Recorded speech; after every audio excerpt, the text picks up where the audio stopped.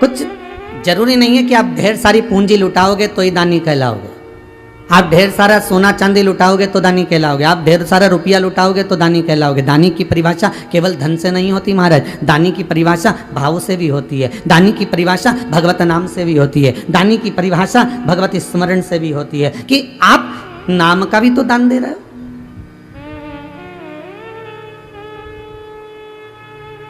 तुलसी बाबा ने भी तो कहा है कि कलयुग केवल नाम आधारा और सुमर सुमर नर उतरहि पारा।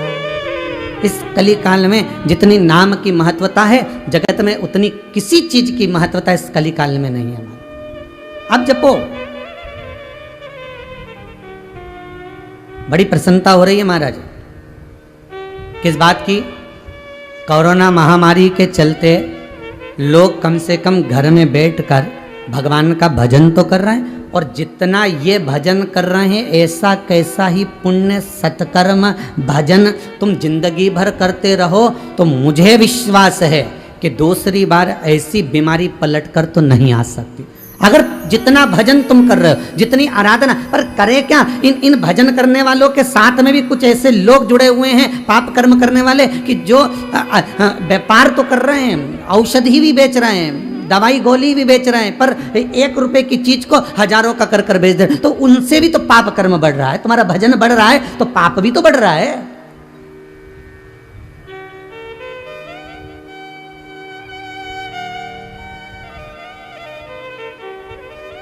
अरे भाई, मान लो तुमने पुण्य की कमाई 10,000 रुपये महीना करी। पुण्य की कमाई किसको कहते हैं? जैसे तुमने थोड़ा सा दान करा, कुछ पुण्य कमा लिया, तुमने भगवत नाम लिया, थोड़ा सा पुण्य कमा लिया, तुमने मंदिर में दर्शन करा, थोड़ा सा पुण्य कमा लिया। जैसे तुम किसी जगह सर्विस करते हो, सर्विस में तुम्हें 10,000 रुपये महीना मिलता है। अब 10,000 रुपये महीना तुम्हें सर्विस में मिला, और सर्विस में मिलने के बाद 10,000 रुपये महीना तो मिला, पर उल्टा तुम्हारे ऊपर कर्जा बढ़ कैसे रहा है? क्योंकि 10,000 रुपये महीना सर्विस में कमा रहे हो, 3,000 रुपये मकान का किराया दे रहे हो, गैस की टंकी लेके आ रहे हो 850 की, 1,000 रुपये उसमें चले गए, 4,000 रुपये निकल गए, 2,000 रुपये बच्चे की पढ़ाई में चले गए, 6,000 हो गए।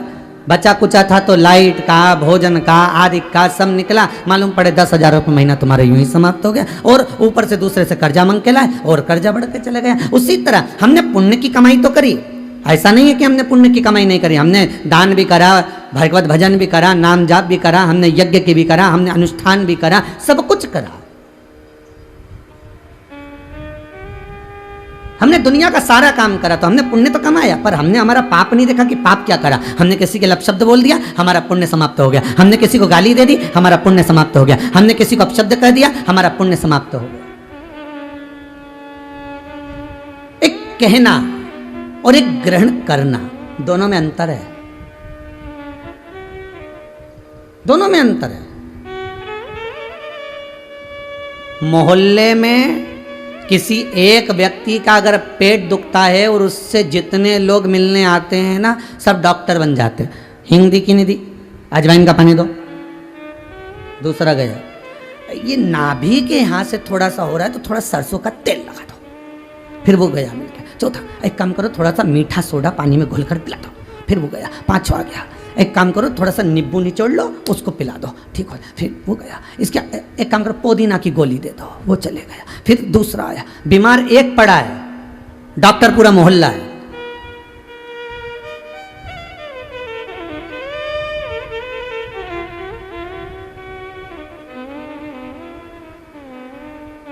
मालूम पड़े 1,000 कोरोना के मरीज हैं तो 1 लाख उसके उपचार बताने वाले हैं। अब व्यक्ति सोच सोच के परेशान है कि नींबू भी डाल लिया है और अजवाइन की भी काढ़ा बना बना के पी लिया है और सब कुछ कर लिया, उसके बाद वैक्सीन भी लगवा ली, अब डरने की ज़रूरत नहीं है। अरे अगर ये सब चीज़ें बताने वाले होते तो कब का बता दिया होता। हमारे सीएम ने, हमारे पीएम ने, हमारे कलेक्टर ने, हमारे एसपी ने, डीएसपी ने, एसडीएम ने, इन सब ने केवल एक चीज़ बताई है कि मुख पर मास्क लगाओ, हाथ को बार बार धोते जाओ और सोशल डिस्टेंसिंग का पालन करो। जो खास चीज है वो तो कर ही नहीं रहा और दुनिया का सारा उपचार करे जा रहा है। दुनिया का सारा उपचार कर जाए। काढ़ा पी पी के 10-12 किलो तो गुड़ खा गए दादा।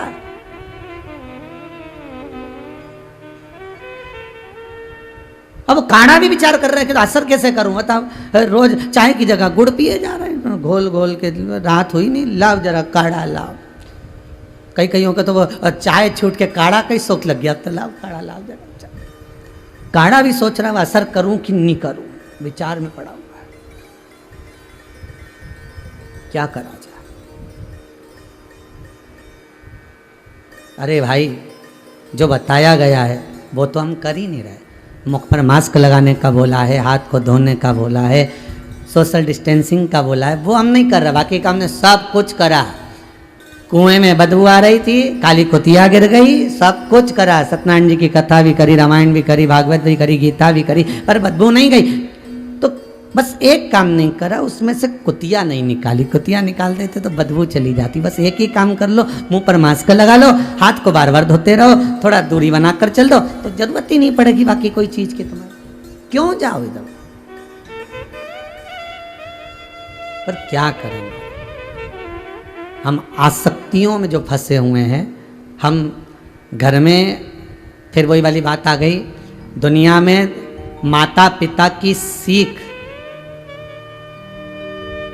माता पिता की नसीहत भले दुनिया को अच्छी लगे ना लगे, पर माता पिता की वसीयत दुनिया को अच्छी लगती है।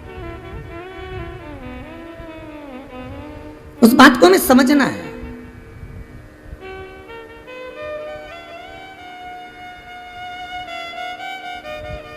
तुम जिसको अपना बनाकर चल रहे हो सकता है वो तुम्हारा नहीं हो। एक व्यक्ति के पास एक जोड़ सुंदर कपड़े थे, बड़े सुंदर कपड़े।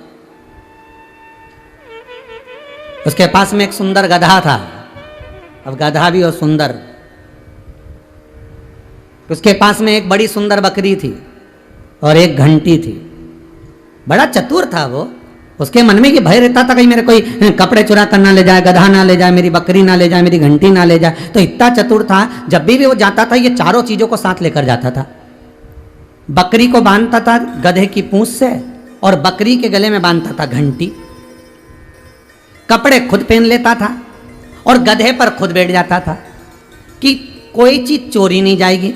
बकरी पीछे चल रही है, घंटी बज रही है, तो घंटी भी है, बकरी भी है। गधे पर खुद बैठा है तो गधा भी चोरी नहीं जाएगा। और कपड़े मैंने पहने तो कोई मेरे कपड़े नहीं चुरा सकता। इतने में 4 चोरों ने विचार करा कि ये सेठ जी के पास गधा अच्छा है, कपड़े अच्छे हैं, बकरी अच्छी है, घंटी अच्छी है, पर कुछ भी करो अपनी चोरी को भी धिक्कार है अगर इसकी 4 चीजें ना चुराई जाए तो। चुरा लो इसका सामान। चारों चोरों ने विचार करा, जिस जिस चीज में जो हुनरवान है वो एक एक चौराहे पे खड़ा हो गया। पहले चौराहे पर एक खड़ा हुआ, उसने धीरे से घंटी को खोला, घंटी को खोलकर गधे की पूंछ से बांध दिया और गधे की पूंछ से बांधकर बकरी को लेकर चले गया। अब घंटी बज रही है तो इसको लगा है कि बकरी है, घंटी भी है। गधे पर आराम से बैठा बैठा चले जाना। थोड़ी दूर पर दूसरा चोर आया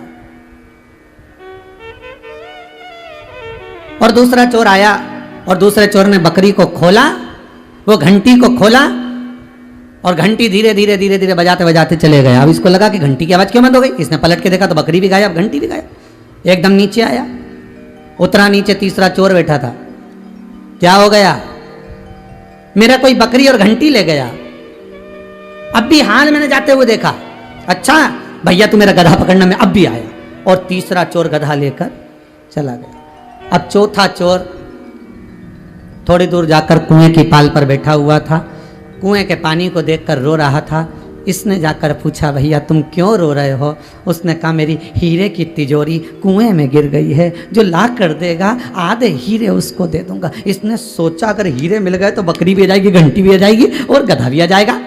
इसने कपड़े उतारे और कपड़े उतार कर दिया, ये कपड़े संभाल, मैं अब भी हाल तेरी हीरे की तिजोरी लेकर आता हूं। और कुएं में कूद गया। जैसे कूद कर बाहर आया कपड़े भी गायब हो गए। अब ना बकरी बची, ना घंटी बची, ना गधा बचा, ना कपड़े बचे। इसने डंडा उठाया, चारों तरफ घुमाना चालू कर दिया। वहीं से एक संत निकल कर जा रहे थे। उन संत ने पूछा भैया क्या हो गया, हुआ क्या, तुम ये डंडा क्यों घुमा रहे हो। उसने कहा मेरी बकरी, मेरा घंटी, गधा, कपड़े सब चले गए, अब ये शरीर बचा है, कहीं ये चला ना जाए, इसलिए इस डंडे को घुमा रहा हूं। संत कहते हैं अरे ओ बावले, इस शरीर को भी नहीं बचा पाएगा ये शरीर भी यहीं छूट कर रह जाएगा, आत्मा निकल कर चली जाएगी। ये संपूर्ण वस्तुएं सामग्री जो हम जोड़े हैं ये धीरे धीरे कर कर एक ना एक दिन छूट जाती,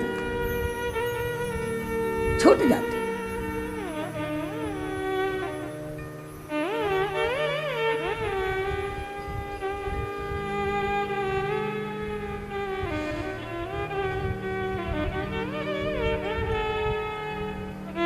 स्वयं छूटे, ए भाई स्वयं छूटे तो समझ लो सन्यास आ गया। छूटने का भी एक क्रम है। तुम बहुत सारा घी खा रहे थे, बादाम खा रहे थे, बहुत सारा घी खा रहे थे, बादाम खा रहे थे, इतने में कोई आके बोल दे कोई तुम्हारा बाप रख कर गया, तुम्हारा पिता रख कर गया, खा मत लेना। ईमानदारी से बोलो, गुस्सा आएगा कि नहीं आएगा?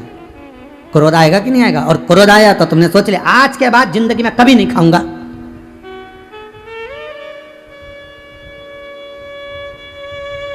संकल्प ले लिया अब नहीं खाऊंगा, वो जिद में छोड़ दिया। और वही घी, वही बादाम, वही तेल, तुम डॉक्टर को शरीर दिखाने के लिए गए और डॉक्टर ने कहा घी और बादाम ये कुछ मत खाना, हाउ साहब, मतलब समझ लो रोग आ गया। किसी ने डांट कर बोला तो क्रोध आ गया, डॉक्टर बोला तो रोग आ गया, और एक दिन मन में आया कि ये सब वस्तुएं मुझे नहीं खाना है, दिल से छोड़ दिया तो समझ लो वैराग्य आ गया। ये वैराग्यता आ गई कि अब मुझे ये सब चीजों से आसक्ति नहीं।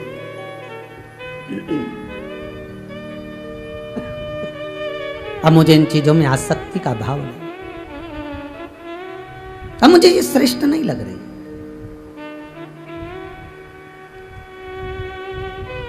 मैं इन आसक्तियों से परिणत होना चाहता हूं, अब मुझे ये सुहा नहीं रहा। महाराज शिव महापुराण की कथा में भगवान शंकर जब माता दाक्षायणी को लेकर भगवान कुंभज ऋषि के आश्रम में जाते हैं और कुंभज बाबा के सम्मुख में पहुंचकर जब कुंभज बाबा ने दाक्षायणी को और शिव को प्रणाम किया है तो शंकर के भीतर तो कोई अहंकार था ही नहीं, शिव के भीतर कोई अभिमत्ता नहीं थी, शंकर के भीतर कोई अभिमान नहीं था।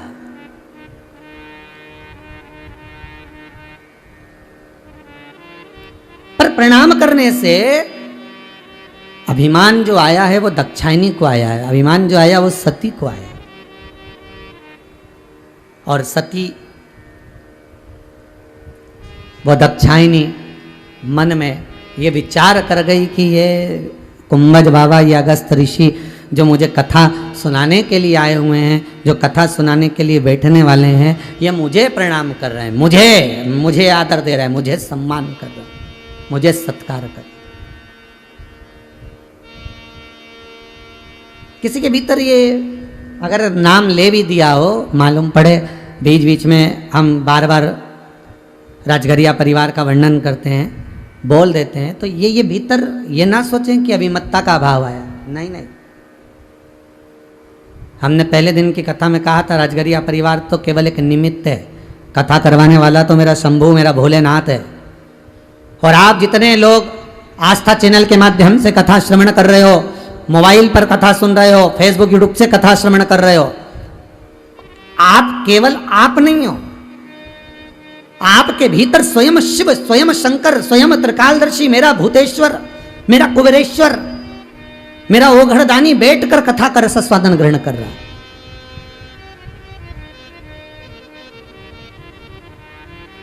और कथा वाचने वाला हम नहीं, कथा वाचने वाला भी शंकर ही है, कोई दूसरा नहीं, शिव, केवल शंकर।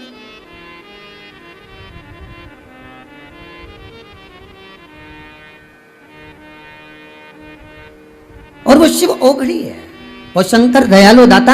आज यहां सती के मन में जो अभिमत्ता का एक भाव प्रकट हुआ है, अहंकार का एक भाव प्रकट हुआ है, वो अहंकार इस बात का था कि मुझे आदर मिला है, मेरा सम्मान हुआ है, मेरे आगे हाथ जोड़ा गया है, मेरे आगे आज सम्मान किया गया है। कभी कभी बड़ा विचित्र लगता है साहब, बहुत विचित्र लगता है, थोड़ा सा आप लोगों को भी लगेगा कि महाराज ऐसा कह देते हैं, कभी कभी बड़ा विचित्र लगता है। ये नवयुवक लड़के, ये नवयुवक बेटे जो नई नई राजनीति में प्रवेश करते हैं, ये नवयुवक लड़के अपने माँ बाप के तो कभी पाँव नहीं पड़ते, पर जो राजनेता आते हैं उनके चरणों में ऐसे प्रणाम करते हैं कि इनके बराबर दुनिया में कोई होगा नहीं। ये उसी में कहा है जैसे एक मोटरसाइकिल से, एक बुलेट से एक बेटा जा रहा था और बाप ने, पिता ने आवाज लगाई, ए बेटा इधर आओ। बेटे ने बुलेट बंद करी, आया, हाँ पापा जा जरा एक गिलास पानी ला कर दे। बेटा अंदर दौड़ कर गया, मम्मी पापा में रत्ती भर की अकल नहीं है, बताओ मैंने गाड़ी चालू कर ली थी, मैं जा रहा था और पापा मुझे बुला कर कहते एक गिलास पानी ला कर दो। मम्मी पापा को पानी दे दो। माँ गई, पिताजी को, अपने पति को पानी दिया। पिताजी ने पूछ लिया, तुम्हारे राजकुमार कहाँ जा रहा है इतनी जल्दी? इसको कहाँ जाने की जल्दी पड़ी है जो इतनी जल्दी भाग कर जा रहा है गाड़ी लेकर, सुनने को तैयार नहीं है, पानी ला कर दे नहीं रहा। इतने में माँ तुरंत कहती है, रेलवे स्टेशन पर प्याऊ लगाई है ना तो पानी पिलाने जा रहा। बाप ने माथा ठोक लिया। विचार करो, घर में बूढ़ा बाप पानी मांग रहा है और औलाद एक गिलास पानी नहीं दे पा रही है और रेलवे स्टेशन पर प्याऊ लगाई है पानी पिलाने के लिए।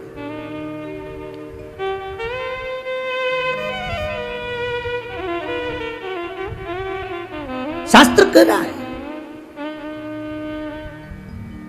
थोड़ा घर में भी तो झुको, थोड़ा माता पिता का आदर घर में भी तो करो।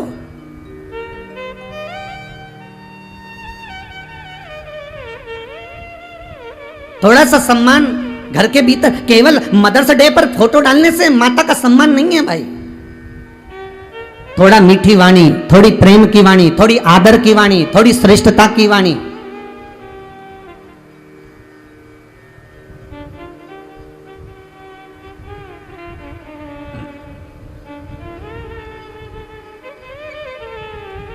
कल माउंट आबू से सुमित्राबाई सोलंकी का फोन था, कह रही थी गुरुदेव अब अवस्था हो गई है हमारी भी 80 के करीब में, 85 के करीब में, अब जीवन का कोई भरोसा नहीं, कब जीवन चले जाए, कब जाना पड़ जाए, इन हाथों से सत्कर्म होता रहे। हमने उनसे एक ही बात कही, इतनी जल्दी मरने का क्या सोचना, अभी तो ये सोचना है कि हमें राम कैसे मिलेगा, अभी तो ये सोचना है कि हमें कृष्ण कैसे मिलेगा, अभी तो हमें ये सोचना है कि हमें शंकर कैसे मिलेगा, अभी हमें ये सोचना है कि हमें भगवान का दर्शन कैसे होगा।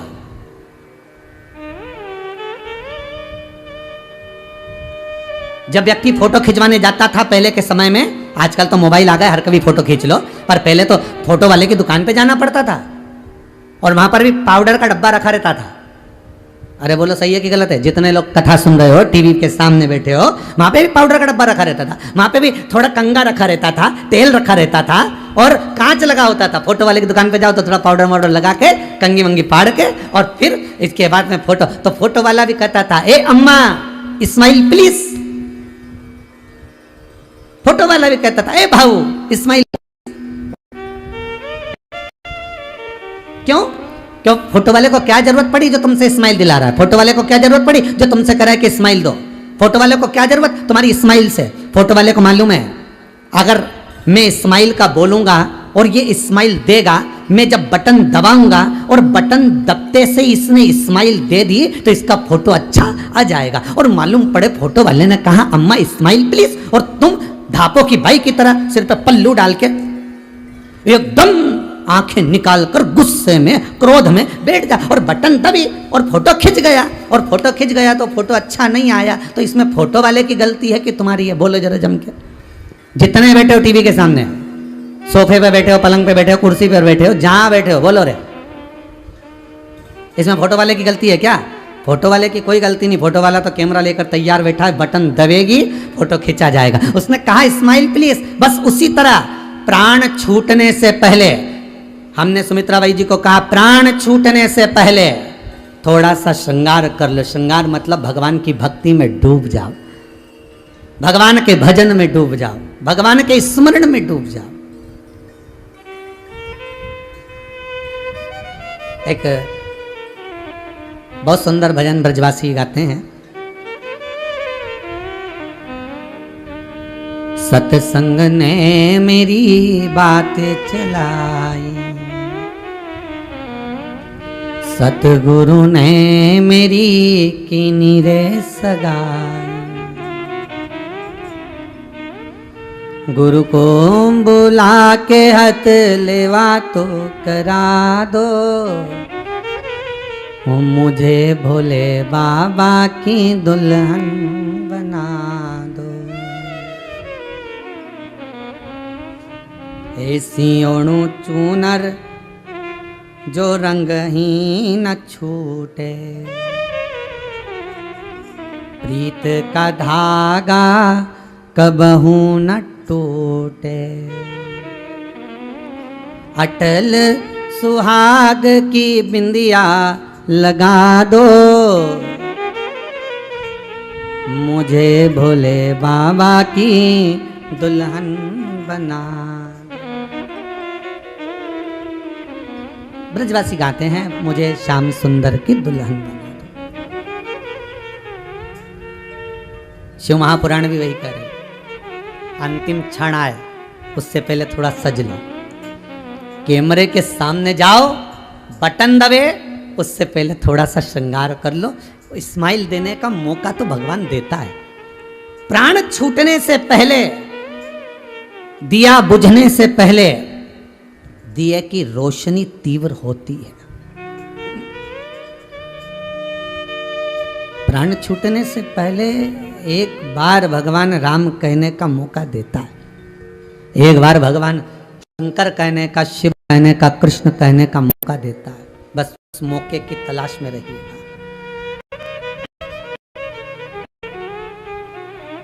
गरुड़ पुराण कहती है, जब किसी के प्राण छूटते हैं तो हजारों बिच्छू डंक मारे, इतनी तकलीफ होती है, इतना कष्ट होता है। उस कष्ट के समय पर भी एक मौका मेरा भगवान देता है कि तेरे मुख से अभी भी राम कह ले, कृष्ण कह ले, शिव कह ले, अभी भी कह ले।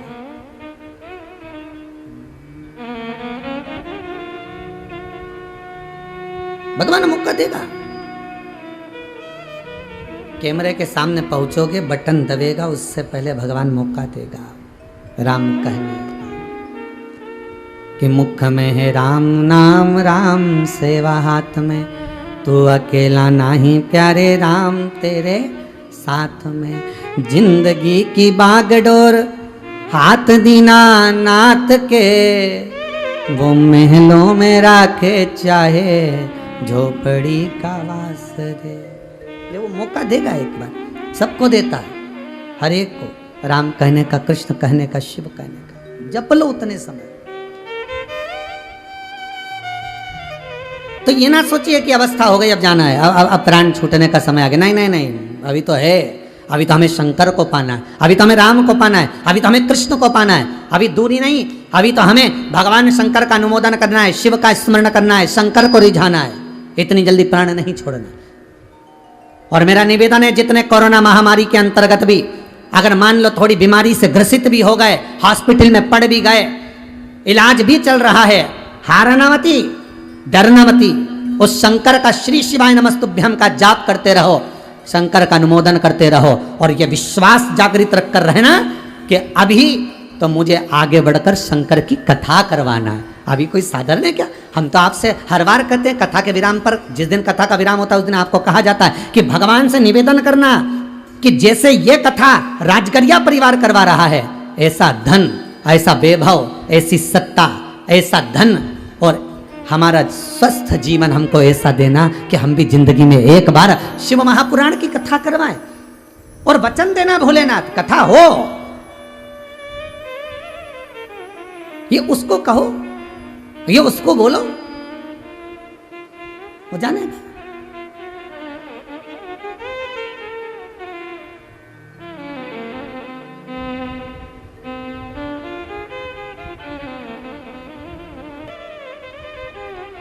अब ताले को खोलना है, चाबी नहीं है, क्या करोगे? बोलो रे भाई, जितने लोग बैठे हो टीवी के सामने जरा अच्छे से बोलो। ताला खोलना है और चाबी खो गई है, कहीं चली गई है, नहीं मिल रही।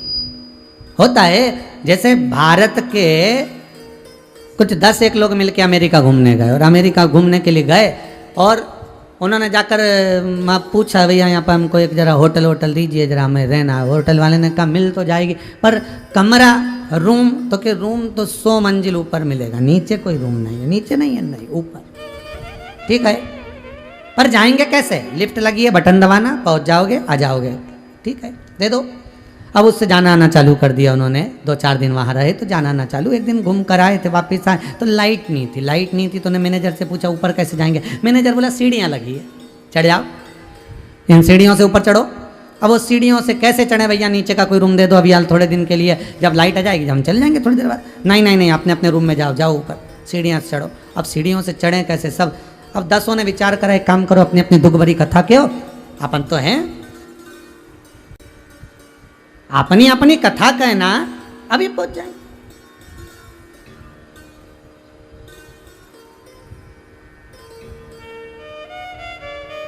गप्पे मारने में, बोलने में अपन पीछे हैं क्या?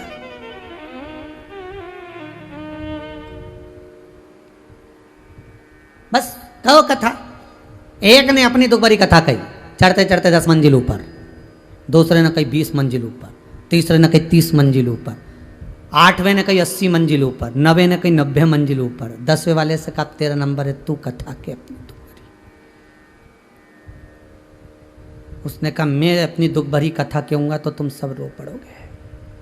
नहीं, कहना तो पड़ेगा, 10 मंजिल ही तो और बची है, 90 पर तो पहुंच गए। उसने कहा मेरी दुख भरी कथा केवल इतनी है कि कमरे की चाबी नीचे सोफे पे रह गई है।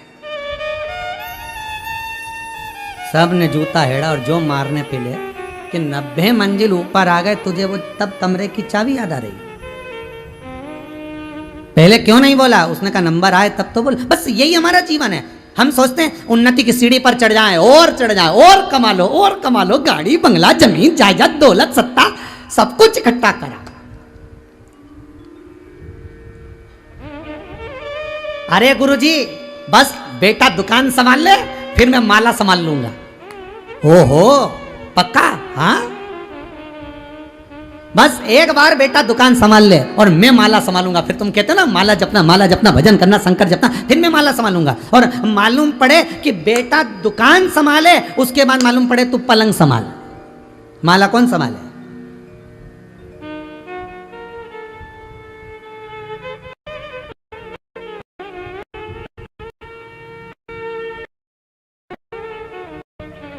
इतने ऊपर पहुंच गए, उनकी सीढ़ी पर चढ़ते चले गए,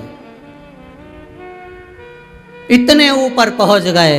अरे अपने आप में इतने बड़े बड़े सूरमा बनते थे और यह कोरोना महामारी ने सब दिखा दिया कितना तुम्हारा रिसर्च हो रहा है, कितना तुम्हारे क्या क्या चल रहा है, सब दिखा दिया कि ढोल में कितना बड़ा पोल है।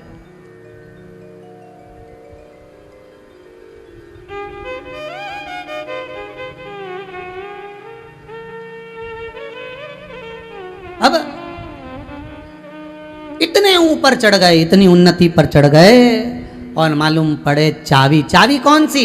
वो शिव महापुराण की चाबी, वो भगवान की भक्ति की चाबी, स्मरण की चाबी, नाम जाप की चाबी, नाम स्मरण की चाबी।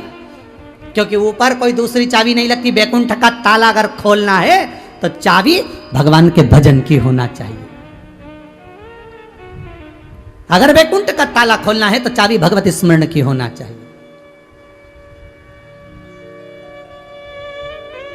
और वो चाबी जब लगेगी तभी खुलेगा। भाव तो ऊपर चढ़ भी गए ना तो चाबी तो नीचे ही है। उस चाबी को कहां से? इसीलिए शंकर भगवान माता पार्वती से कहते, पार्वती मैं मृत्यु लोक में रहता हूं, मैं मृत्यु लोक में, मैं पृथ्वी पर रहता हूं। अरे पार्वती मैं कोई साधारण जगह पर नहीं, इस मृत्यु लोक में मेरा निवास है, इस पृथ्वी पर मेरा निवास है। और ये पृथ्वी कोई साधारण नहीं। अगर दुनिया के लोगों के लिए सबसे मूल अगर बैकुंठ में जाने की चाबी है तो ये मृत्यु लोक पर ही मिल सकती है, ये पृथ्वी पर ही मिल सकती है। इस पृथ्वी के सिवाय ये चाबी कहीं नहीं मिल सकती। यहाँ आयो, मनुष्य की योनि पाओ, मानव का शरीर पाओ और भगवत नाम स्मरण करो, शंकर का अनुमोदन करो, शिव महापुराण की कथा को श्रवण करो और शंकर के नाम की, श्री शिवाय नमस्तुभ्यम की, ओम नमः शिवाय की, शंकर के नाम की एक चाबी तुम्हारे पास में होगी तो बैकुंठ का रास्ता भी तुम्हारे लिए खुल जाएगा। जाओ अंदर।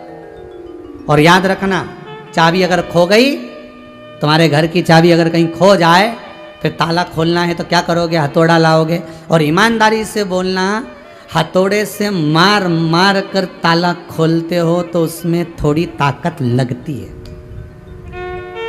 अरे बोलो रे, जितने आस्था के सामने बैठे हो, आस्था टीवी पर कथा सुन रहे हो, मोबाइल पर सुन रहे हो, बोलो। ताले को तोड़ने में ताकत ज्यादा लगती है और चाबी 1 मिनट में अंदर गई, उस ताले के दिल तक पहुंची और चाबी थोड़ी सी घूमी और ताले को खोल देती। चाबी का गुण देखिए कितना है।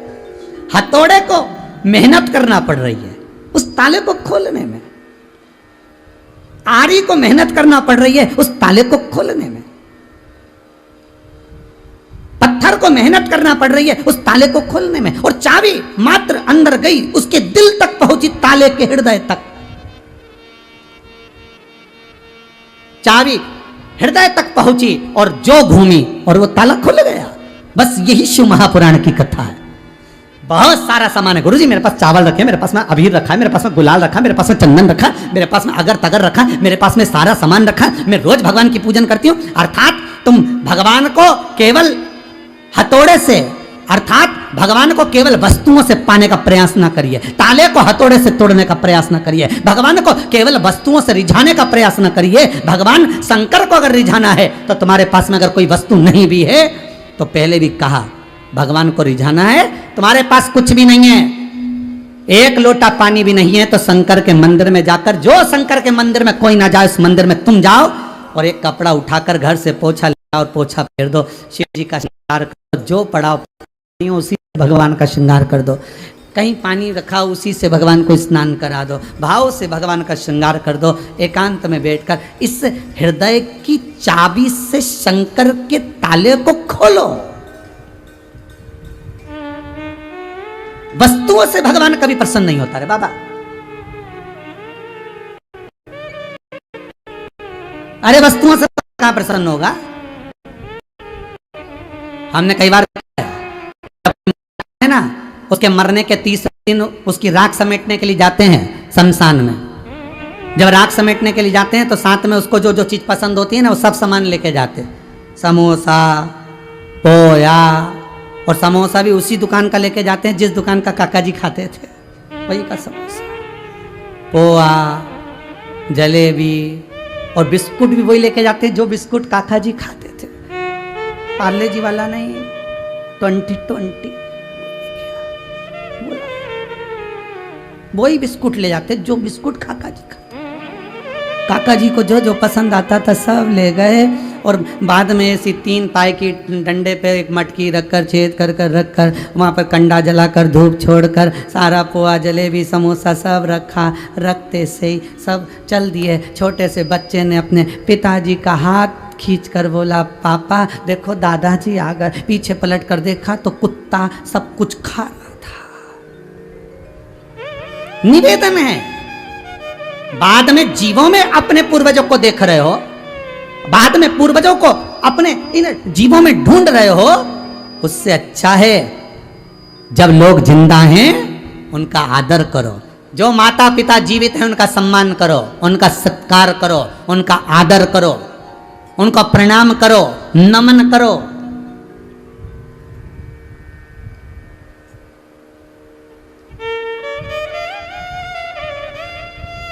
एक बार गंगा जी से पूछा, भागीरथी गंगा से सरयू जी ने पूछा, सरयू जी बोली, क्यों गंगा, किसी के मरने के बाद हड्डियां तेरे में आती हैं, अस्थियां तेरे में आती है, तब तू किसी को तारती है? गंगा कहती है, मुझ में अस्थियां डालने की जरूरत ही नहीं। गंगा कहती है, सुन सरयू, एक बार जो जीते जी मुझ में स्नान कर कर चले जाता है, गंगा कहती है फिर उसकी अस्थियों को मेरे पास लाने की जरूरत नहीं पड़ती। गंगा कहती है जैसे ही उसके प्राण छूटते हैं वैसे ही गंगा कहती है मैं खुद उसी के पास चली जाती हूँ, मेरे पास आने की जरूरत नहीं। जीते जी गंगा का स्नान करिए, मरने के बाद अस्थियां भेजने से मतलब नहीं है।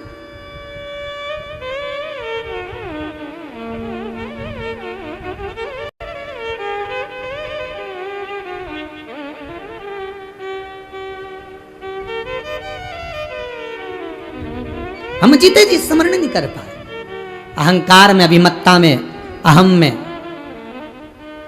हम डूबे रहे और वो अहंकार, वो अभिमत्ता, वो अहम हमारा इतना था कि हम भगवत भजन में डूब ना पाए। हम वस्तुओं में भगवान को ढूंढ रहे हैं, हम वस्तुओं से भगवान को रिझा रहे हैं। और भगवान तो भाव का भूखा था। विदुर जी के घर में गए और विदुरायन ने एक बढ़िया जोरदार पलंग बनवाया था। उस पलंग में नई नई निवाड़ रस्सी बंधवाई थी और भगवान जैसे पहुंचे, विदुर जी तो थे नहीं, विदुरायन घर पर थी। सुध भूल गई विदुरायन।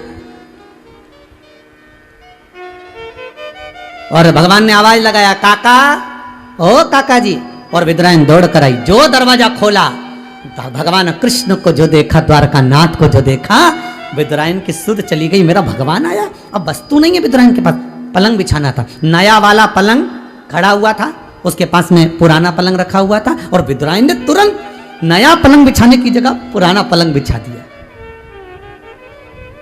और पुराना पलंग बिछाकर विदुरायन बोली, प्रभु बैठिए। भगवान ने कहा, इस पे? विदुरायन बोली, नया है। भगवान ने कहा, नया ऐसा है तो पुराना कैसा होगा? पुराने पलंग की जो रस्सियां थी, निवाड़ थी, उसको 10-12 जगह से 14 जगह से ऊंदरा ने, चूहे ने कतर दिया था। रस्सियां नीचे लटक रही थी और भगवान से कह रही, बैठो, नया है। भगवान मन में सोचे, नया ऐसा है तो पुराना कैसा होगा? अरे बैठो। भगवान के इस पे, विदुरायन के नया है, तुम्हारे लिए तो बनवाया, बैठ जाओ। शुद्ध नहीं है। और भगवान बैठ गए। बैठे कहाँ? रस्सी पर नहीं बैठे, आसपास में जो लकड़ी की पाटी थी उस पाटी पर भगवान बैठ गए। तो विदुरायन बोली, थोड़ा अंदर खसक के बैठो, रेशम की रस्सी लगवाइए। भगवान जैसे ही अंदर खस के, भगवान के भजन के कारण जो 14 जगह से चूहे ने रस्सी काटी थी सब टूट गई और भगवान अंदर फंस गए। भगवान के पांव उधर, भगवान इधर, बीच में लटके द्वारका नाथ। विदुरायन ने पूछ लिया, कैसा लग रहा है? भगवान बोले, ऐसा लग रहा है कि 100 किलो की कपास पे बैठा। विदुरायन बोली, अच्छा लग रहा है ना, अब मैं तुम्हारे लिए कुछ खाने का लाती हूँ, कुछ पाने के लिए लाती हूँ। और भगवान बोले, रहने दे, रहने दे, क्योंकि भगवान को लगा कि बिठाया ऐसा है तो खिलाएगी क्या, कहीं भाटा वाटा नहीं उठा के लिए आए, इसका क्या भरोसा। तो भगवान कह रहे हैं, नहीं नहीं, मैं तो खाने का लाऊंगी। अंदर गई और केले उठा के लाई 2 दर्जन और कहती जा रही है,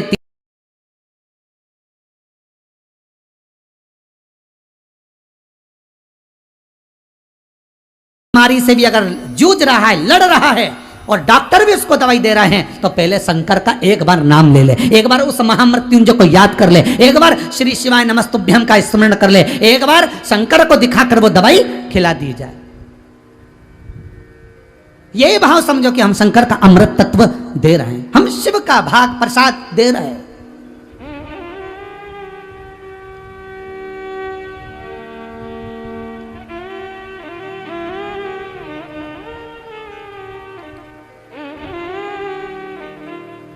कितना भोला है मेरा शंकर।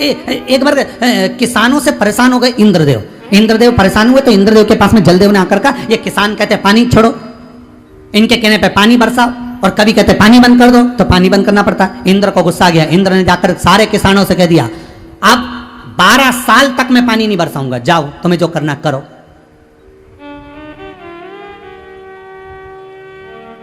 इंद्र को क्रोध आया और इंद्र ने कहते 12 साल तक मैं पानी नहीं बरसाऊंगा।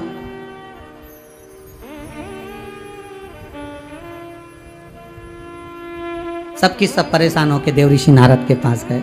नारद जी बोले, क्या है? इंद्र गुस्से में आकर उन्हें कह दिया 12 साल पानी नहीं बरसाऊंगा पृथ्वी पे। अच्छा, सारे किसान भूखे मर जाएंगे, पृथ्वी का क्या होगा, क्या खाएंगे? नारद जी ने कहा, चिंता मत करो, तुम सब शंकर जी का भजन करो। सारे किसान लग गए, अपने अपने घरों में शंकर जी का भजन करने लगे, शिव का स्मरण करने लगे। शंकर भगवान के पास इंद्र ने जाकर कहा, मैं बहुत परेशान हो गया था इन किसानों से, इसलिए मैंने 12 वर्ष का नियम लिया, 12 वर्ष पानी नहीं देना। आप भी मना कर देना अगर आपके पास खबर आए तो।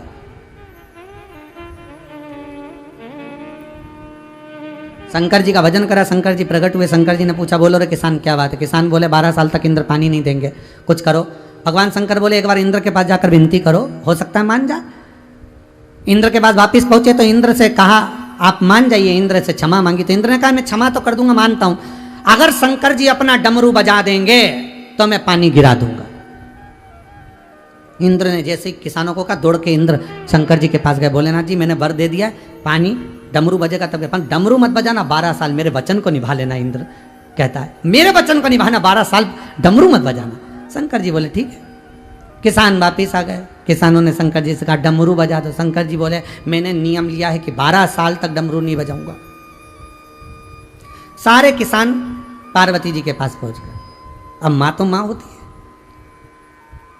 शंकर जी के परिवार में सबसे बड़ी बात तो यह है कि शंकर जी पे जब हम जल चढ़ाते हैं ना, तो केवल अकेला शंकर पे जल नहीं चढ़ता। शंकर जी के चरणों में जहां से पानी बहकर निकलता है, वहां राइट हैंड में गणेश, लेफ्ट हैंड में कार्तिक। जहां पर शिवलिंग रखा है वो माता पार्वती का हस्तकमल, शिवलिंग के रूप में शंकर। ऊपर से एक एक बूंद जो जल की धार बह रही है वो शंकर जी की 5 लड़कियां, जया, विषहरा, सामरीवारी, दोतली, देव।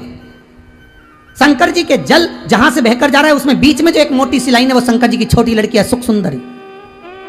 शंकर जी का संपूर्ण परिवार जब वहां पर है तो हम केवल शंकर को जल नहीं चढ़ा रहे, शंकर के पूरे परिवार को चढ़ा रहे। पार्वती के पास पहुंच गए किसान, और किसानों ने पार्वती जी से कहा माँ कृपा करिए। माता ने पूछा क्या हुआ?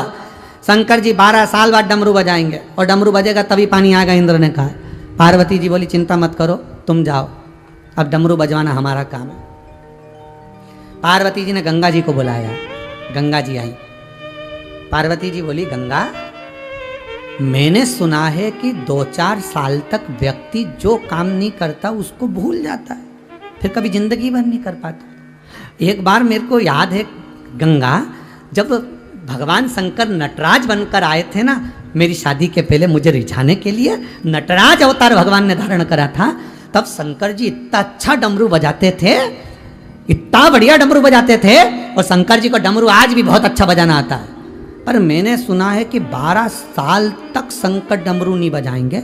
पर चिंता मुझे ये लगी, अगर 12 साल तक कोई व्यक्ति काम नहीं कर पाता तो वो कुछ काम कर ही नहीं पाता, भूल जाता। सिलाई करने वाला 12 साल में अगर सिलाई करेगा तो सिलाई भूल जाएगा, कढ़ाई करने वाला कढ़ाई करेगा तो 12 साल में कढ़ाई भूल जाएगा। तो फिर शंकर जी अगर 12 साल बाद डमरू बजाएंगे तो डमरू बजाना भूल तो नहीं जाएंगे। शंकर जी को कुछ भी हो पर थोड़ा सा प्रैक्टिकल करते रहना चाहिए।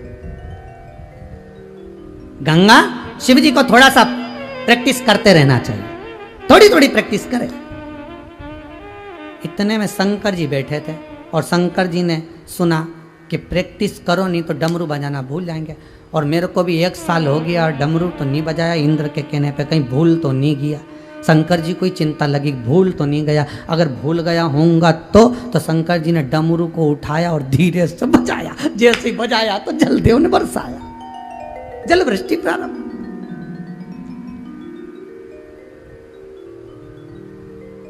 और जल वृष्टि हुई, डमरू बजते।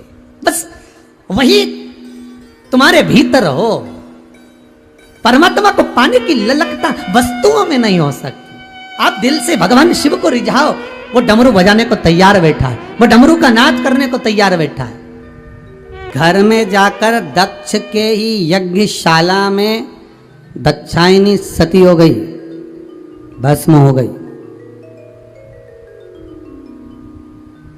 अहंकार जिस चीज का होता है, अभिमान जिस चीज का होता है, वही चीज सबसे पहले टूटती है। सबसे पहले वही टूटेगी। जिस चीज का अहंकार होगा, जिस चीज का अभिमान होगा, सबसे पहले टूटने वाली वही है। और देख लो अहंकार, ये दांतों को सबसे बड़े अहंकार रहता है, मैं सबको खा सकता हूं, मैं सबको खा जाऊंगा। सबसे पहले वही टूटते हैं। इन नैनों को अभिमान रहता है, मैं सब कुछ देख सकती हूँ, धीरे धीरे वो भी चली जाती है। श्रवण को अहंकार रहता है कि मेरी शक्ति बड़ी प्रबल है, मेरी श्रवणता बड़ी प्रबल है। सबसे पहले वही धीरे धीरे चले जाते हैं।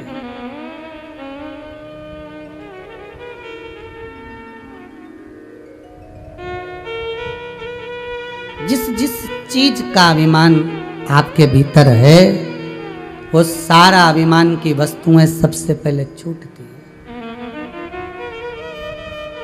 दक्षायनी दक्ष के यज्ञ में जाकर समाप्त हो गई। शिव को क्रोध आया।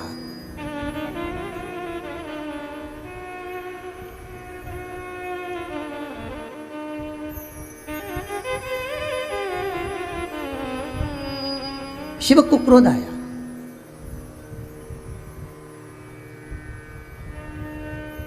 और बहुत क्रोध आया। कुछ चीजें बहुत कठिन होती हैं, कुछ चीजें बहुत कठिन होती है। पहले नंबर पर चींटी को चश्मा लगाना सबसे कठिन काम है। दूसरे नंबर पर हाथी को गोद में बिठाना, अरे बोलो जम के सही है गलत है, बहुत कठिन काम।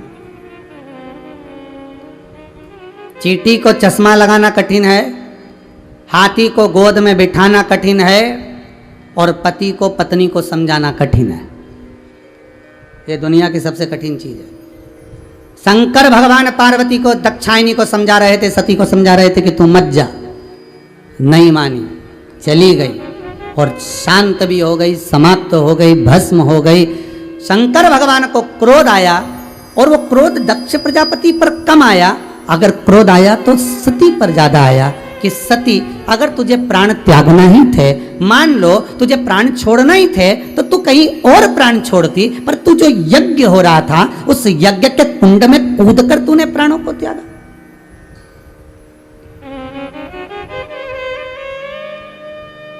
यज्ञ के कुंड में कूद कर तू प्राणों को त्याग रही। हे सती, जरा विचार तो करना था तेरे को। शास्त्र कहता है, हिंदू धर्म कहता है, हमारे वेद और पुराण कहते हैं, कहीं यज्ञ हो रहा हो, अनुष्ठान हो रहा हो, सत्कर्म हो रहा हो, भजन कीर्तन हो रहा हो, कोई पुण्य का कार्य हो रहा हो, बन सके तो उसमें सहयोग प्रदान करना, अन्यथा उसमें जाकर आप अर्चन उत्पन्न मत करना। पर दुनिया के लोग इतने विचित्र पैदा हुए हैं कि जब कहीं डिस्को हो रहा हो, रात्रि को शादियों में खूब पार्टियां हो रही हो, तो दुनिया के लोगों को कोई ऑब्जेक्शन नहीं होता, कोई फर्क नहीं पड़ता। पर कहीं सुंदरकांड का पाठ हो रहा हो, रामायण हो रही हो, भागवत हो रही हो, गीता जी हो रही हो, स्मरण हो रहा हो, तो दुनिया के लोग पहले से फोन लगाना चालू कर देते हैं, आवाज धीमा करो, साउंड कम करो, ये कम करो, प्रचार कम करो।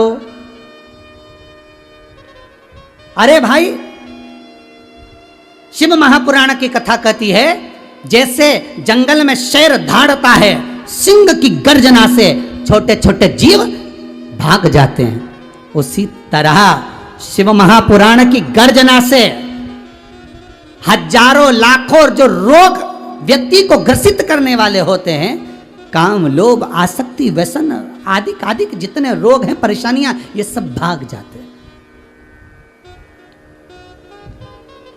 ये सब भाग जाते हैं।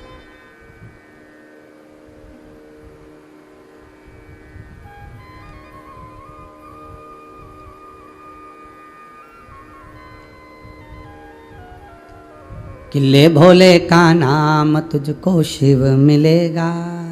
भगवान शंकर का नाम मात्र स्मरण करने पर, नाम स्मरण करने पर जीव का सुख एक आनंदित हो जाता है। आपको पहले भी कथा में कहा था कि बैसाख के महीने में बेले का फल, काय का फल? बेले का फल, उस फल को शंकर को चढ़ाकर उसका गुर्दा रख लीजिए, या बन सके तो बैसाख के महीने में बेले के फल को जलाकर उसकी भस्म तैयार कर कर शंकर पर चढ़ाकर उसको उठाकर रख लीजिए। वो दुनिया की सबसे बड़ी औषधि है, वो दुनिया की सबसे बड़ी औषधि है। बैसाख के महीने में एक बेल का फल अगर आपको कहीं मिल जाए तो उस बेल के फल को सुखाओ, सुखाकर उसको पीस लो और पीस कर या उसको जलाकर उसकी भस्म तैयार कर कर शंकर पर चढ़ा दो। चढ़ाने के बाद उसको उठा लो, उतार कर एक डब्बी में भर के रख लो। कभी जीवन में ऐसा लगे कि बहुत भारी रोग आ रहा है, ऐसा लग रहा है कि शरीर में, उदर में, पेट में कोई ज़्यादा तकलीफें बढ़ रही, एक चुटकी वो भस्म बस शंकर का नाम लेकर धारण कर लीजिए, आपको आनंद की अनुभूति हो जाएगी, कोई औषधि लेने की जरूरत नहीं पड़ेगी। शिव का स्मरण मात्र सुख का देने वाला।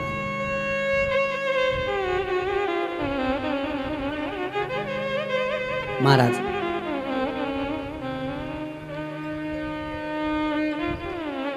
शिव महापुराण की कथा कर रही, अगर तुम्हें भस्म होना ही था सती दक्षायनी तो और कहीं जाकर भस्म होती तो चल जाता, पर आपने यज्ञ के अंदर कूद कर आहुति दे दी अपने शरीर की, ये ठीक नहीं। यह श्रेष्ठ नहीं है। कभी भी सत्कर्म की जगह पर अच्छे काम कहीं हो रहे हो, कहीं भगवत स्मरण हो रहा हो, भगवत भजन हो रहा हो, नाम जाप हो रहा हो, नाम कीर्तन हो रहा हो, ऐसी जगह पर जाकर कभी अड़चन उत्पन्न मत करना, कभी ना करिए। और प्रयास करिए कि अच्छा भजन कीर्तन नाम जाप होता रहे। प्रयास ये करिए कि अच्छे काम होते रहे।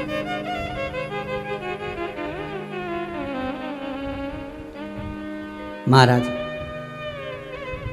सती तुम क्रोध की अग्नि में जलकर भस्म हुई हो, इस यज्ञ की अग्नि में जलकर भस्म हुई हो सती। मैं शिव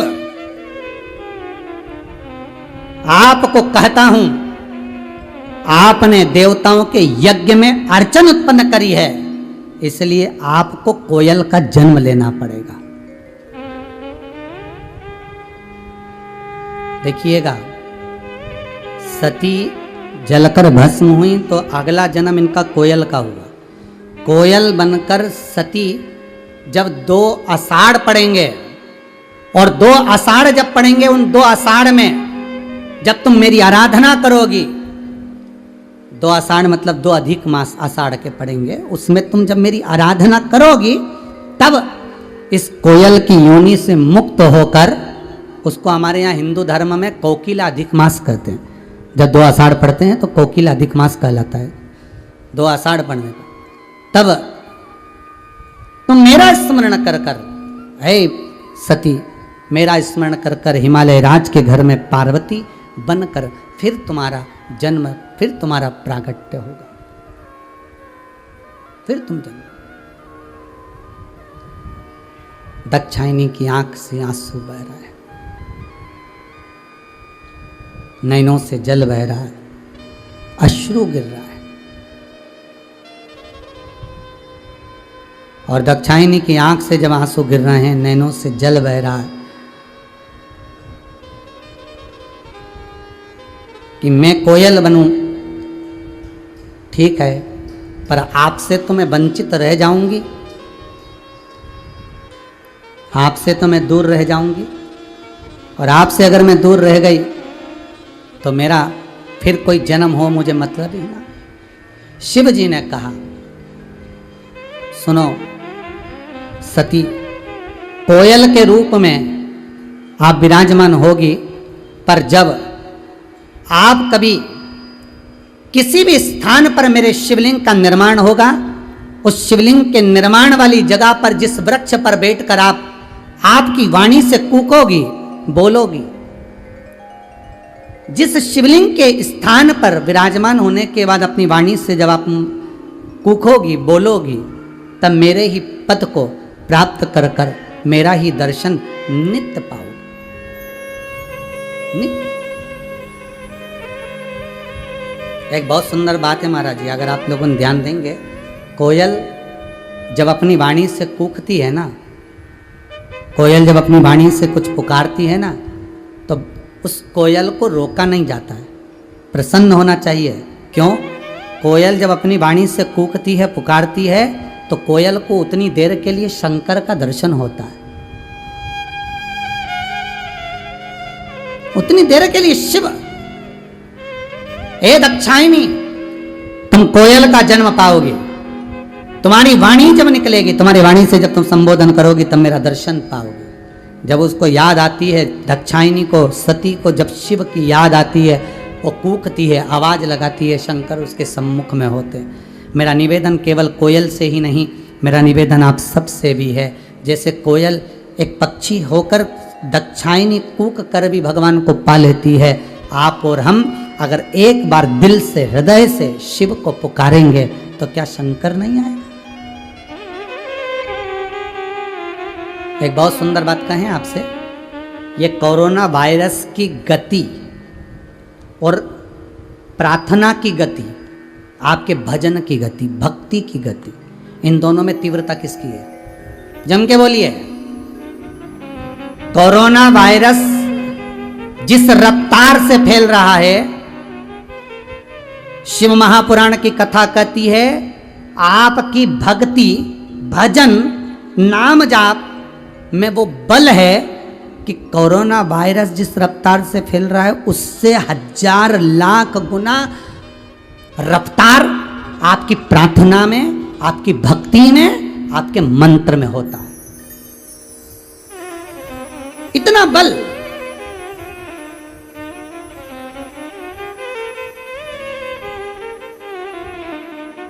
आप दिल से पुकारो, मत बोलो। आप मुख से अगर कोई शब्द नहीं निकाल सकते मत निकालो, दिल से बैठकर भी आप शंकर जी का अनुमोदन करोगे। कोई बीमार भी है उसके लिए प्रार्थना करोगे। कहते हैं कोरोना वायरस दुनिया का दुख जिस रफ्तार से चलता है उससे 1000 लाख गुना ज्यादा तेज रफ्तार से हमारे दिल की प्रार्थना चलती, हमारा मंत्र जाप चलता, हमारा स्मरण चलता। आपसे ये नहीं कहा कि आप महामृत्युंजय का जाप करो, आप ओम नमः शिवाय जपो, आप श्री शिवाय नमस्तुभ्यम जपो। आप तो दिल से भगवान को पुकारो। तुम्हारे दिल से जब तरंगे निकलेंगी, तुम्हारे दिल से जब आवाज निकलेगी, जब कोयल कूकी तो शंकर को सामने आना पड़ा। जब तुम्हारे दिल से तुम भगवान को पुकारोगे तो ये तरंगे जब निकल कर जाएगी तो वायरस से ज्यादा तेज भागती हैं हृदय की तरंगे। प्रयास कर कर देखना। पहले के समय में मोबाइल नहीं होते थे। पहले के समय में आप किसी को याद करते थे, बहुत दिन हो गए थी वो जीजी नहीं दिखी, और मालूम पड़े कभी कभी ऐसा होता था कि या तो उसका पत्र आ जाता था या जीजी घर पे आ जाती थी। ये दिल की तरंगे होती थी। पहले ये मोबाइल नहीं होते थे, पहले फोन नहीं होते थे। ये दिल से याद किया जाता था और सामने वाला व्यक्ति सामने आ जाता था।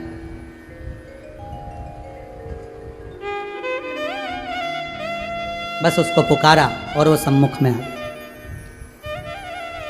केवल कोयल के लिए नहीं, हम सबके लिए शंकर जी की यह कथा प्रमाण दे रही है कि आप दिल से पुकारो।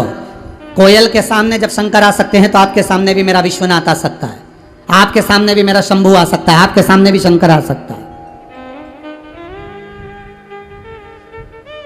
एक किसी ने एक फोटो भेजा है हॉस्पिटल में, मुंबई के हॉस्पिटल में रूम के अंदर जिस व्यक्ति को ऑक्सीजन लग रही है और वो व्यक्ति जो तड़प रहा था, उस व्यक्ति के सामने टीवी पर यही शिव महापुराण जो ये राजगरिया परिवार करा रहा है, वही शिव महापुराण की कथा उसके सामने चल रही है। और उसके शरीर की गति देखिए, उस व्यक्ति की धैर्यता देखिए। मैं कहूँगा आस्था चैनल वालों को, समीर जी के पास फोटो है, वो दिखाइए जो क्लिपिंग उन्होंने बना के भेजी है मुंबई हॉस्पिटल से, जो वीडियो बनाकर भेजी कि शिव महापुराण का बल क्या होता है।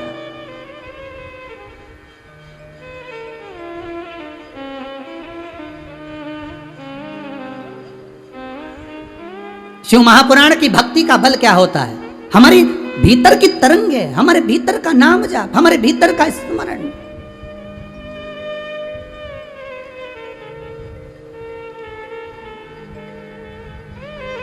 और वो नाम जाप का फल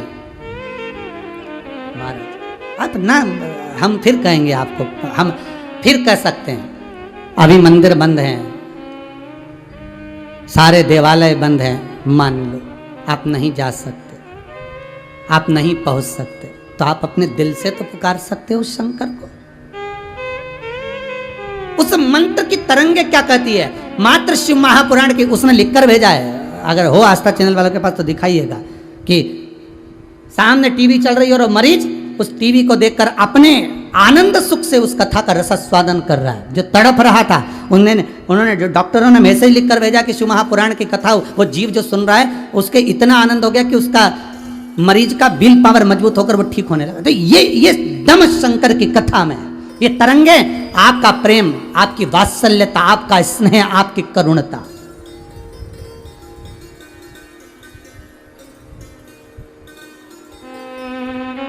वायरस से ज़्यादा तीव्र है आपकी प्रार्थना, वायरस से ज़्यादा तीव्र है आपकी भक्ति, वायरस से ज़्यादा तीव्र है आपका भजन, वायरस से ज़्यादा तीव्र है आपका स्मरण। एक बार नेत्र बंद कर कर आप दिल से उसको पुकार कर देखना। कोयल तो कूकती है तब शंकर सामने आते हैं, आप तो दिल से उसको पुकार कर देखिए, वो सामने खड़ा मिलेगा। उसको पुकारो। तेरे दरबार की बाबा निराली शान देखी है, तुझे देते नहीं देखा पर झोली भरी देखी। उसके भाव, उसके भजन में एक आनंद की अनुभूति है, एक उत्साह की अनुभूति है।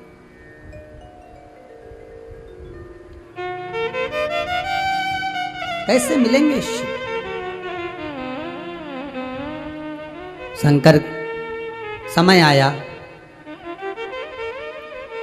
मैनावती के गर्भ से पार्वती मैया का प्राकट्य हुआ। कौन है ये मैना? मैना, धन्या, कला, ये 3 पितरों की बेटियां हैं। सनकादि ऋषि आए, वो बैठ कर तप कर रहे थे, ये तीनों निकल कर गईं। इनके वस्त्र से सनत कुमार के पांव में चोट लग गई। पहले जो वस्त्र होते थे उसमें रतन लगे होते थे, जैसे इसमें कांच लगा है, उसमें झामर झुमका लगा होता था। तो माताएं जब चलती थी तो वो झुमका, जो साड़ी में, वस्त्र में, लहंगे में जो सामग्री लगी होती थी, आभूषण लगे होते थे, उससे सनत कुमारों को चोट लग गई। और जब सनत कुमारों को चोट लगी, क्रोध आ गया। सनत कुमार ने उसी समय क्रोध में आकर श्राप दे दिया, ए पितरों की बेटियां, मैना, धन्या, कला, तुम पितरों की बेटियां होकर तुमने संतों का अपमान करा है। हम तुम्हें श्राप देते हैं, पितृलोक को छोड़कर तुम मृत्यु लोक में जाओगे। दुनिया का सबसे सुंदर अगर कोई लोक होता है तो वो पितृलोक होता है। जहां पर पितृलोक सुंदर क्यों माना गया है? वहां पर जो पितृ रहते हैं, शास्त्र कहता है जितनी देर तक संसार के लोग, मृत्यु लोक के लोग शिव महापुराण की कथा को, भगवान की भक्ति को श्रवण करते हैं, शंकर की कथा को सुनते हैं, उतनी देर तक बैकुंठ अधिपति नारायण बैकुंठ छोड़कर पितृलोक में आपके पितरों के कंधे पर हाथ रखकर शिव महापुराण की कथा सुनते हैं। हमको रोज नारायण का दर्शन नहीं होता, हमको रोज भगवान का दर्शन नहीं होता, पर पितरों को प्रतिदिन प्रतिदिन। और देखिए, आस्था चैनल के माध्यम से कितने लोग कथा सुन रहे हो, फेसबुक यूट्यूब के माध्यम से कितने लोग कथा सुन रहे हो, कितने लोग कथा ऑनलाइन श्रवण कर रहे हो। जरा विचार करिए, आप जितने लोग कथा को श्रवण कर रहे हो, आपके पूर्वज जो पितृलोक में होंगे, उनके कंधे पर स्वयं नारायण अपना हाथ रखकर शिव महापुराण की कथा सुनते हुए कहते हैं, देख तेरे परिवार के लोग भगवत भजन, शिव का भजन कर रहे हैं। रामचरितमानस में तुलसीदास जी लिखते हैं, जिसने शंकर का स्मरण करा उसी को राम मिला है, उसी को नारायण मिला है। जो शंकर से वंचित रह गया उसको ना राम मिला ना नारायण मिला है। इसीलिए आप शिव का जब भजन करते हो, शंकर की कथा को श्रवण करते हो, शिव महापुराण की कथा को सुनते हो, पितृलोक में भगवान विष्णु तुम्हारे पूर्वजों के साथ बैठकर आशीर्वाद देते हैं कि तेरे बच्चे खूब फले फूलें, उन्नति करें, तरक्की करें, क्योंकि वो कथा का रसास्वादन अपने पूर्वजों को करा रहे हैं, अपने पूर्वजों।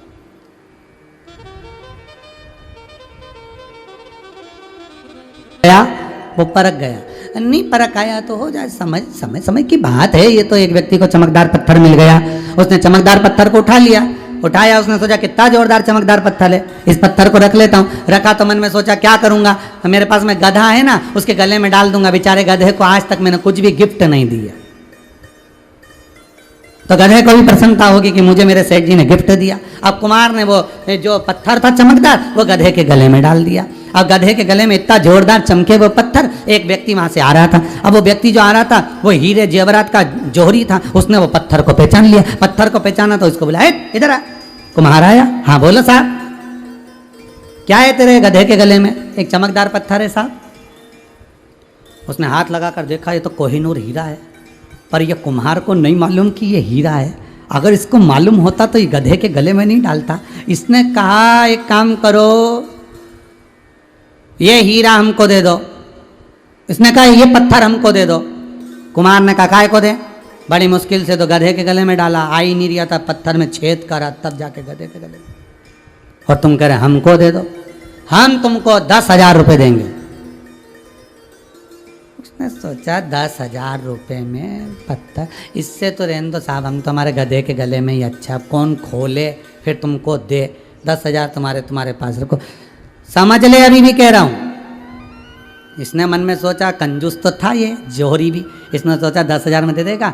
और मिल जाएगा, मैं लाखों करोड़ों में बेच दूंगा। और वो 10,000 में, उसने कहा मैं तो नहीं दे रहा, मेरे गधे के गले में ही अच्छा। ये चला आगे आगे, जौहरी इसके पीछे पीछे चला, कभी तो मन करेगा 10,000 में दे ही देगा, कुमार है, जानता क्या है। आगे गया तो एक और जौहरी मिल गया। उस जौहरी ने देखा हीरा गधे के गले में, इसने कहा ले मैं तुझको 50 लाख रुपए देता हूँ, ये पत्थर मुझे दे दे।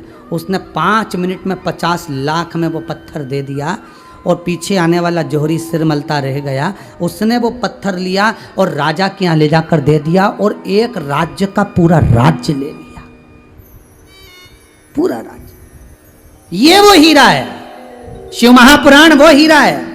जो समझ गया उसके लिए तो करोड़ों का हो गया, जो ना समझ है। संसार के कई लोग ऐसे हैं जो शिव महापुराण के बताए हुए एक एक उपाय को करते हैं, और जब उपाय करते हैं उनका जब काम हो जाता है तो बड़े प्रसन्न होते हैं। हमने शंकर का ये कार्य किया था, हमारा काम हो गया। हमने पशुपति व्रत किया था, हमारा ये काम हो गया। हमने शंकर का ऐसा अनुमोदन किया था, हमारा ये कार्य हो गया। शंकर का जो परख गया, हीरे को पहचान गया, उसकी चमक को जान गया, वो करोड़ों में चला गया। और जो नहीं जाना उसके लिए तो पत्थर है, उसके लिए तो पुराण है, उसके लिए तो शिव महापुराण। पहचान गया जो, उसके लिए आनंद है।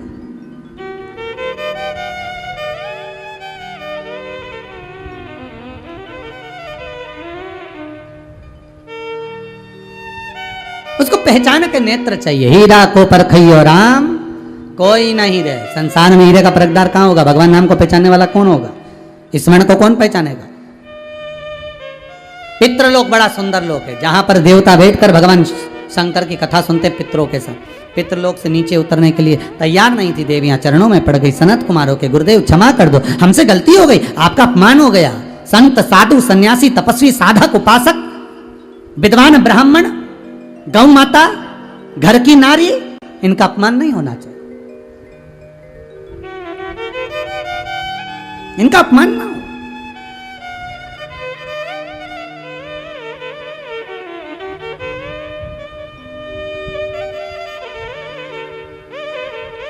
जिस जगह पर संत की आंख से आंसू गिरते हों, जिस जगह पर घर की कन्याओं की आंख से आंसू गिरते हों, जिस जगह पर गौ माता की आंख से आंसू गिरते हों, जिस जगह पर माता पिता की आंख से आंसू गिरते हों, वो घर घर नहीं रहता, वो नरक रहता है। वो घर घर नहीं है, वो नरक है।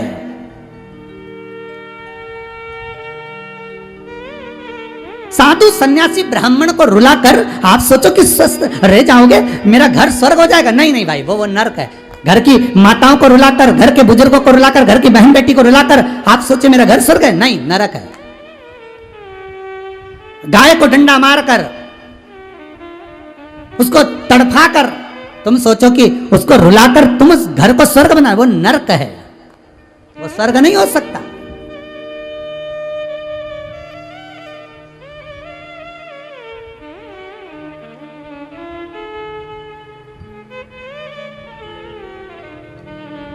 महाराज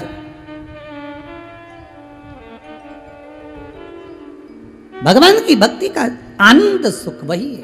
मैं फिर एक बार कहा था, पहले भी कहा था कि हम 108 नंबर पर फोन लगाओ तो एम्बुलेंस आ जाती है। बोलो सही है कि गलत है? 108 नंबर पर फोन लगाओ तो एम्बुलेंस आ जाती है, और वही 108 मनके की माला घुमाओ तो क्या भगवान नहीं आएगा?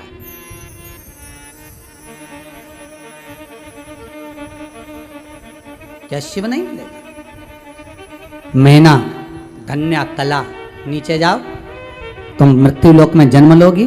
क्षमा मांगा तो कहा 3 देवियां तुम्हारी गोद में खेलेगी। मैना की गोद में पार्वती, धन्या की गोद में सीता, क्योंकि सुनैना बनी थी वो, कला कीर्ति बनी जिनकी गोद में राधा, ये तीनों खेली। और मैनावती की गोद में पार्वती जी जब आई, आते ही आनंद समाहित हो गया। नारद जी ने कहा इनको जो पति मिलेगा, भस्मी रमाने वाला, जटाजूट बांधने वाला, मृगचाला पहनने वाला। पार्वती जी की माँ ने कहा कि मैं विवाह नहीं करूंगी, बेटी कुंवारी रख दूंगी। नारद जी ने जाते जाते कह दिया अगर ये शंकर का अनुमोदन करेगी तो शिवपति के रूप में मिलेगा। शंकर का भजन करा। जब बाल्य अवस्था में जो ज्ञान प्राप्त हुआ था रुक्मणी जी का विवाह भगवान कृष्ण के साथ कितनी बार हुआ? श्रीमद् भागवत कथा में आपने सुना होगा, रुक्मणी जी का विवाह भगवान कृष्ण के साथ में 4 बार हुआ। पहला विवाह रुक्मणी का, जब रुक्मणी की अवस्था 4 साल की कुछ छोटी अवस्था थी और रुक्मणी ने देवऋषि नारद और अपने पिताजी के मुख से भगवान कृष्ण का चरित्र सुना था।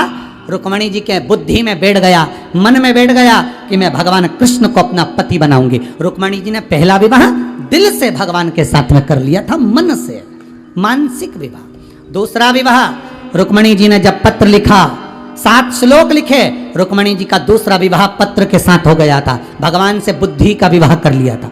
तीसरा विवाह रुक्मणी जी को जब भगवान भगा कर ले गए जगदम्बा के मंदिर से, तो राक्षसी विवाह हो गया था। चौथा विवाह रुक्मणी जी जब द्वारका पहुंची और ब्राह्मणों ने वैद रीति से विवाह करवाया, और चौथा विवाह। 4 विवाह रुक्मणी के हैं महाराज।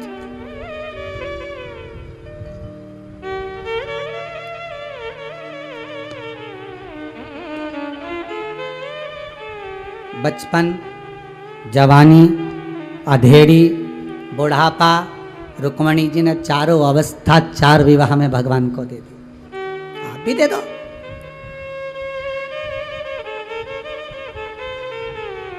आप भी तो दो।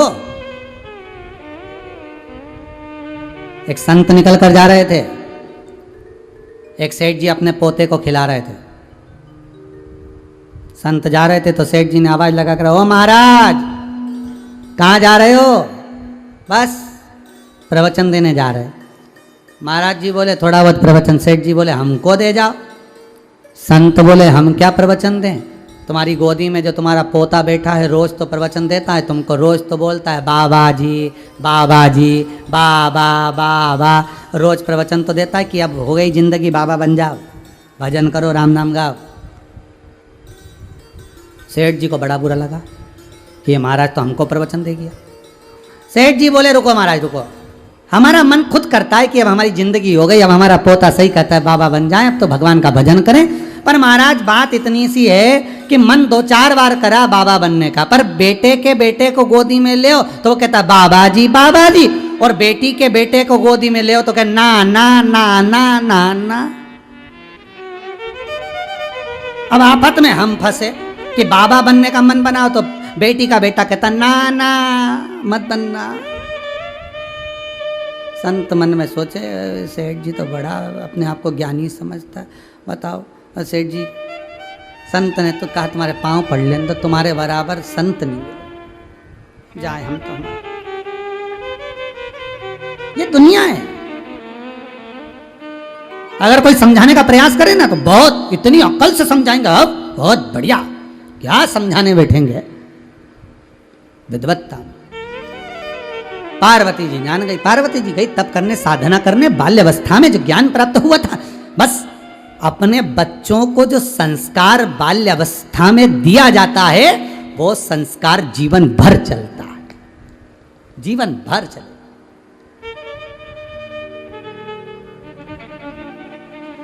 फिर बदला नहीं जा सकता। आप दो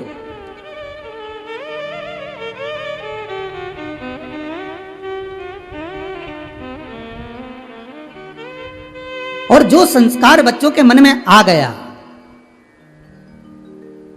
जो संस्कार बच्चों के मन में प्राप्त हो गया बाल्य अवस्था में जब आ गया तो वो सुख दे गए, वो आनंद की अनुभूति करा। और महाराज शिव महापुराण की कथा कहती है पार्वती जी शिव की आराधना में लग गई, शंकर की भक्ति में डूब गई, और ऐसी भक्ति में डूबी, ऐसी भक्ति। पार्थिव शिवलिंग का निर्माण करती, पूजन करती, भगवान का स्मरण करती। ओम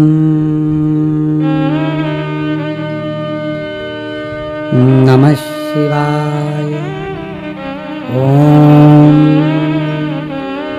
नमः शिवाय, स्मरण कर रही हैं। समय आ गया, कई बार भगवान शिव ने जाकर परीक्षा ली। भगवान शंकर तप साधना में लीन थे, कामदेव ने समाधि तोड़ना चाहिए। भगवान शंकर के तीसरे द्वारा कामदेव जलकर भस्म, कामदेव जलकर भस्म, समाधि।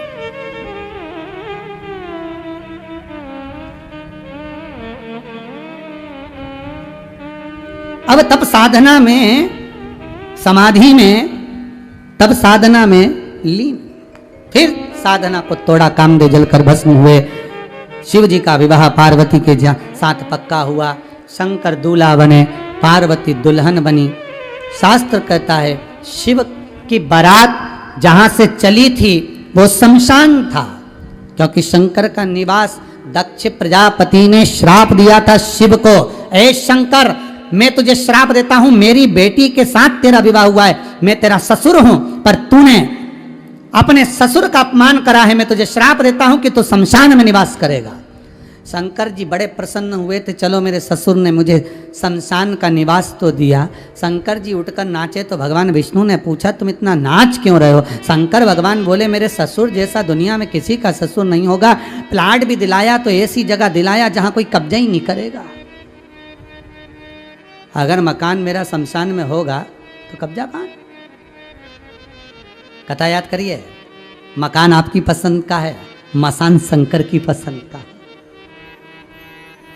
कब्जा कौन करेगा?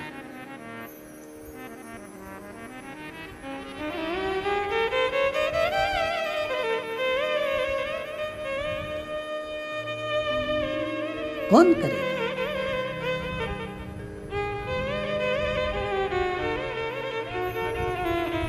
अभी तो पहले होटलें फुल चलती थी, गाड़ियाँ फुल चलती थी, हॉस्पिटल फुल चलते थे, रेस्टोरेंट फुल चलते थे। इस कोरोना महामारी में शमशान भी फुल चल रहा।